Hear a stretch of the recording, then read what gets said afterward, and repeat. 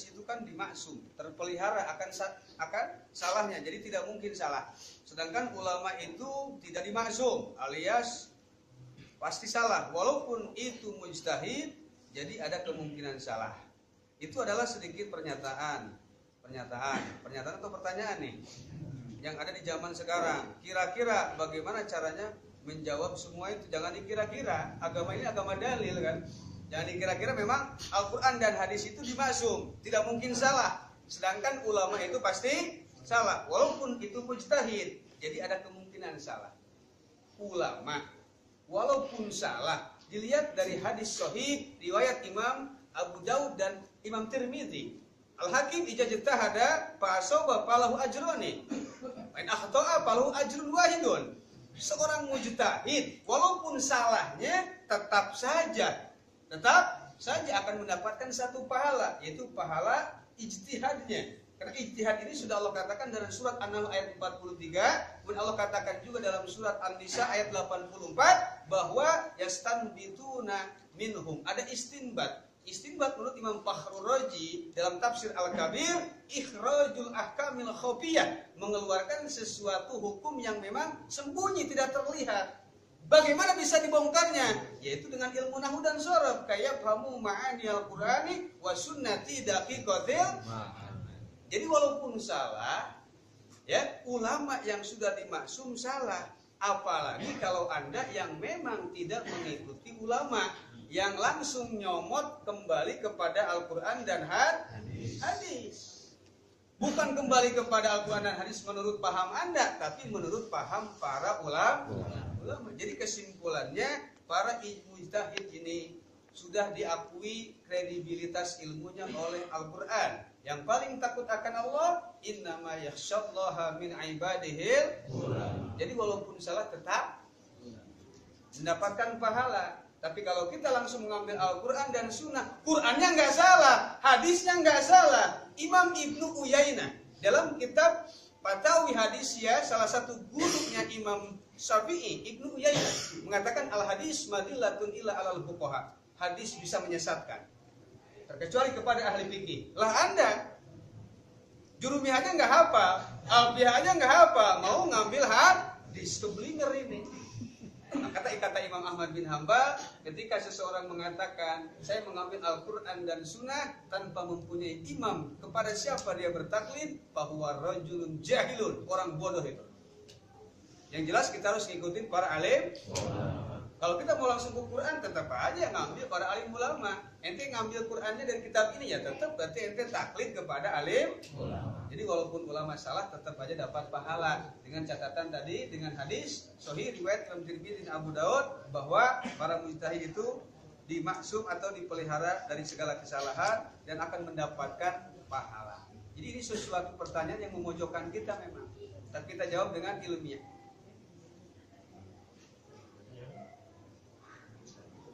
Ya, bagaimana cara Rasul bersolawat? Ya tidak bagaimana-mana, sama saja dengan kita. Kalau Rasul itu membaca salawatnya sama dengan kita. Kenapa Rasul nggak baca Sayyidina? Ya kok bisa membanggakan dirinya? Setan dong, sombong. Apalagi yang mengaku saya ulama Indonesia. Saya dai, saya ustaz. Rasul nggak pernah banggain diri sendiri. Makanya Rasulullah sholli ala Muhammad. Allahumma sholli ala Muhammad. Lah kita kan rakyat. Kita kan bukan pejabat, pakai Sayyidin. Al-Qur'annya ada wa nabiyyan wa hasun wa sayyidan minal, dalam surat Maryam. Dalam hadis sahih dikatakan, ana sayyidu waladi Adam, sayyid. Para sahabat diakui membaca salawat, membaca Sayyidina. Dalam kitab Jala'ul Afham, Imam Ibnu Qayyim mengatakan, Allahumma ij'al shalawatika wa barakatika ala sayyidil mursalin. Oke, jadi sholawat Kanjeng Rasul, bagaimana katanya cara Rasul bersolawat? Allahumma sholli ala Muhammad. Kesimpulan, baca sholawatnya nggak pakai Sayyidina, karena dia Rasul. Kalau ente memang Rasul, berarti jangan pakai Sayyidina. Berarti ente Rasul gandungan ini. Jadi kesimpulan, yang nggak mau baca Sayyidina berarti dia mengaku Rasul. Begitu, ya. Pertanyaan ketiga, punten bari tumaros, kamari rame kabar kiamat tuh hoax.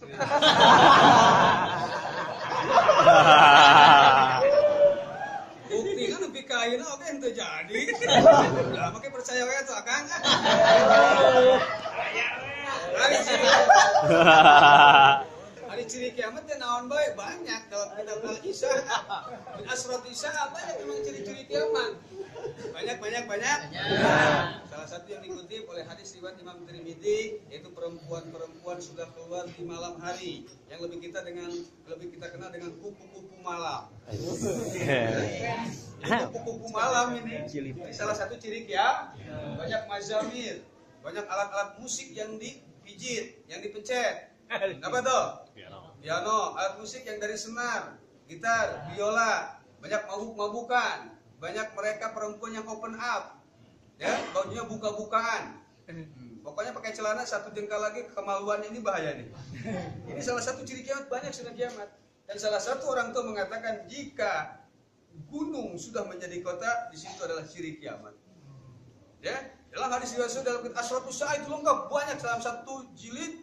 Satu kitab mengatakan atau menceritakan kehebatan atau dahsyatnya kiamat. Nanti Arab Saudi sudah keluar api. Banyak nanti keluar Juj wa Ma'juj. Tapi insya Allah. Tapi yang jelas, apakah ciri-ciri kiamat ini akan ada dan sudah ada? Memang kiamat itu pasti dekat dan kiamat itu pasti datang. Tapi ketika antum mendengar kabar bahwa kiamat sampai sekarang belum sudah jadi, bukan berarti itu adalah hoax. Tapi Anda harus jadi berpikir. Jangan seperti orang Bedawi yang menamakan mata sa'ah ya Rasulullah. Kapan kiamat? Jangannya tukang main toge, lu ngaji juga kagak. Jangan kapan kiamat? Apa yang Anda bawa bekal nanti yaumul kiamat? Jangan mengatakan kiamat. Yang jadi takbir, yang jadi pelajaran buat kita ketika diceritakan kiamat, kita tetap harus percaya dan kita harus tasmir, harus bersiap diri untuk beribadah kepada Allah Subhanahu wa Ta'ala. Jadi believe or not, percaya atau enggak, yang jelas kiamat akan datang, dekat atau tidaknya Allahu a'lam. Allah yang bisa mengetahuinya. Tapi dalam memang sejarah, dalam tarikh bahwa dunia ini tidak akan lebih dari 1.500 tahun. Sekarang sudah 1.439. Berarti usianya 61 tahun. Keburulah bikin cucu malah. Tarikh itu. Tapi jangan terlalu percaya dengan tarikh. Ini namanya prediksi tarikh, sejarah. Tapi kita lihat saja, memang zaman sudah ada. Di zaman Rasul pun, ya, umur dunia ini seperti sudah nenek-nenek. Apalagi sekarang. Jadi antum ketika ada kabar kiamat harus percaya dan itu memang kiamat akan ada. Cuman dekatnya ini menurut versi siapa? Kiamat sudah dekat. Dekat menurut ulama-ulama, bukan dekat menurut kita. Dekat menurut kita dari sini ke Indobasu baru dekat. Coba tanya ke orang Bedawi, caket ini 2 kilo tuh. Dekatnya lain. Jauh enggak? Jauh, caket. Caketnya bari kieu tah. Jalannya jauh bari. Yang sendal 2. Dalam ilmu fikih pun sama, ya, seperti ikan yang kecil menurut nelayan, bukan kecil menurut kita. Menurut nelayan ikan tongkol kecil. Kalau kita kan kecilnya ikan teri. Ya dekat ini kata siapa? Kata ulama. Dekat, tapi yang jelas entah itu hitungan tahun, entah hitungan minggu, tapi Anda harus percaya. Persiapkan diri Anda kepada Allah Subhanahu wa Ta'ala. Amin. Apakah ibadah ghair mahdoh memerlukan aturan kaidah usul fikih? Ya jelas sama. Ya, apakah acara kita ini masuk ibadah ghair mahdoh? Acara yang mana nih? Ya. Acara sholawat. Misalnya jadi ibadah itu ada 2. Ada ibadah mahdoh, ada ibadah ghair. Al-aslu fil ibadah adalah at-tahrim. At-ja'a dalil. Asal kaidah usul fikih ketika ibadah itu asal hukumnya adalah haram kecuali ada dalil. Cuman yang ghair mahdoh, al-aslu fil ibadah al-ibahah. Sesuatu yang ibadah yang ghair mahdoh asal masalahnya adalah diperbolehkan kecuali ada larangan. Paham? Kalau dalam ibadah mahdoh, ibadah yang meliputi wajib itu harus ada perintah. Tapi kalau ibadah ghair mahdoh, sunnah selain daripada wajib namanya ghair mahdoh, berarti memerlukan larangan. Nah ini termasuknya ghair mahdoh. Di Al-Quran dan hadis ada nggak larangan? Woi, tidak boleh salawatan rame-rame. Woi, tidak boleh bikin banner. Woi, ketinggalan zaman lo. Gitu kan? Ada nggak di Al-Qurannya? Ada nggak? Ada nggak hadisnya? Nah, berarti acara kita boleh. Kalau ibadah ghair mahdoh berarti yang ditanyakan larangan. Kalau ibadah mahdoh tanyakan perintah. Sholat 6 rakaat ada perintahnya nggak? Nggak ada, jangan dicari larangannya. Tapi kalau masalah ghair mahdoh ada nggak larangannya? Ya, Maka dikutip oleh Imam Nawawi, Imam Syafi'i nanti al-bid'ah bid'atani. Ada marhumah, ada mahmudah. Itu. Jadi acara kita maksudnya goer, maka kaidahnya ada. Mengenai kewajiban mengikuti ulama, banyak yang secara pribadi mengakui dirinya sebagai ulama. Ya tadi sebutin saya ulama nasional. Ya. Mohon penjelasan kriteria ulama yang layak diikuti. Tadi sudah dijawab ya. Ya, bahwa ulama yang harus kita ikuti siapa tadi? Orang yang selalu berzikir kepada Allah. Orang yang takut akan Allah. Innama yakhsyallaha min ibadihil ulama, yang tidak pernah mencibir orang lain di dalam pengajian. Itu ulama. Tetap kita nggak boleh fanatik hizbiyah, tapi kalau gurunya seperti itu jangan kita ikuti. Jangan kita ikut karena sudah melanggar daripada aturan. Nanti sudah dikatakan dalam Murabil Ubudiyah panjang. Dan kitab-kitab yang lainnya masih panjang. Bismillahirrahmanirrahim. Assalamualaikum warahmatullahi wabarakatuh. Bahasa Arab tapi Sunda nih. Upami ngaos sholawat nganggo hadroh atau gendang haram tidak? Nah, ini paham? Kejebak ini nih. Gimana tadi? Baca sholawat nganggo hadroh, ya? Mohon maaf para kiai, saya tidak condong arahnya kemana. Saya tidak condong arahnya, tapi saya objektif. Objektif dalil semua saya keluarkan.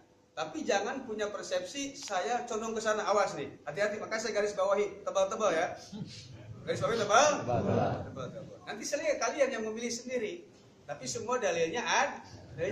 Nah ini maksudnya kira-kira hilafiyah atau enggak? Kalau Al-Imam Ghazali sini luar biasa.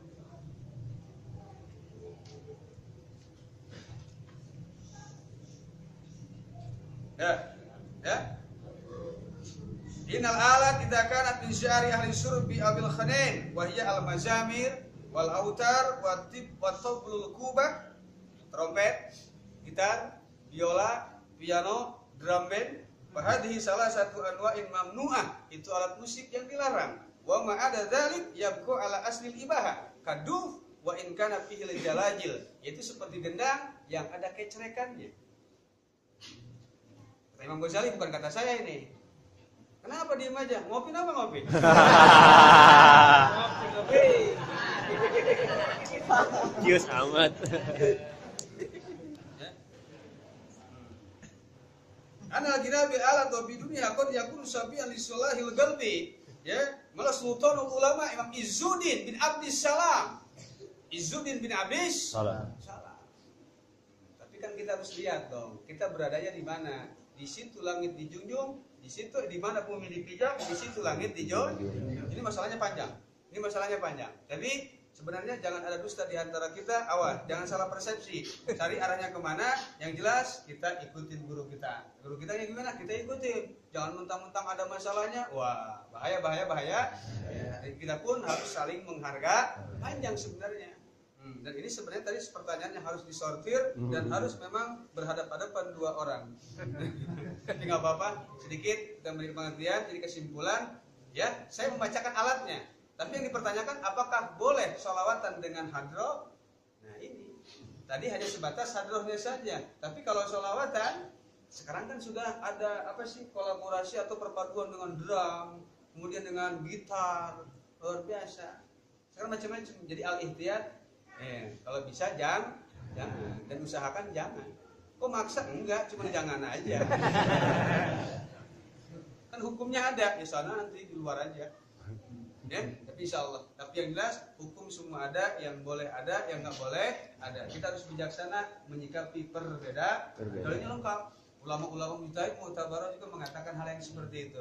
Mudah-mudahan setelah saya ungkapkan seperti ini, hati-hati nih. Kalau memang yang kurang paham, silahkan datang ke rumah. Saya bilang, saya tidak lagi akan kritik. Apapun kritik Anda, kira-kira berdalil, monggo silakan. Tapi saya sudah jelas mengatakan, yang melarang ada, yang membolehkan ada. Tapi insya Allah, mudah-mudahan apa yang saya curahkan ini sedikit bermanfaat.